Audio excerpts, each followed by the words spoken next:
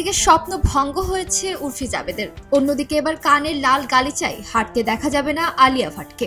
তবে সুখবর থাকছে ঐশ্বরিয়া রায় ভক্তদের, এবার লাল গালিচায় চমক দেখাতে হাজির হবেন ঐশ্বরিয়া রায়।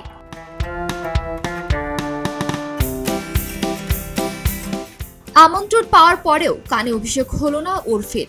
ভিসা না পাওয়ায় এই বছরের মতো কানের রেড কার্পেটে হাঁটা হলো না উর্ফির। সে কারণে মন তার খারাপ।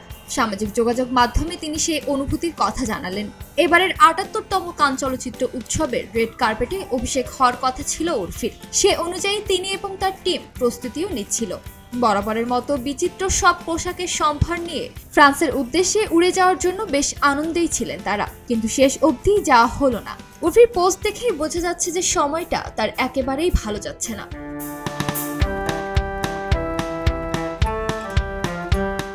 তবে আলিয়ার ক্ষেত্রে ভিন্ন চিত্র।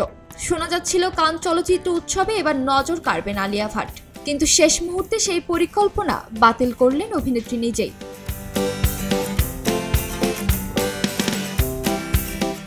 বর্তমানে ভারত ও পাকিস্তানের উত্তপ্ত পরিস্থিতির জেরেই নাকি এই সিদ্ধান্ত নিয়েছেন তিনি।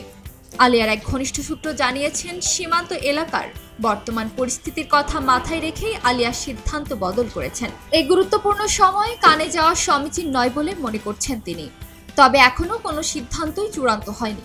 সীমান্তের পরিস্থিতি কিছুটা নিয়ন্ত্রণে এলে ও শান্ত হলে তাকে কান চলচ্চিত্র উৎসবে দেখা যেতেও পারে।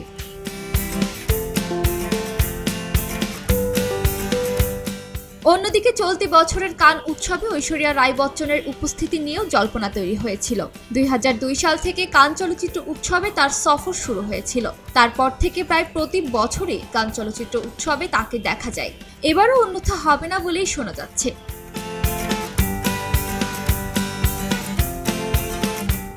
ঐশ্বরিয়ার গত বছর প্রথম দিনে পোশাক শিল্পী ফাল্গুনী সেন পিকক এর কালো ও সোনালী রঙে মোড়া মাটি স্পর্শ করা একটি গাউন পরেছিলেন। তবে গত বছর তার সাজ সেইভাবে চমক তৈরি করতে পারেনি। তাই তো অনুরাগীরা নতুন সাজে ঐশ্বরিয়াকে দেখার অধীর আগ্রহে রয়েছেন।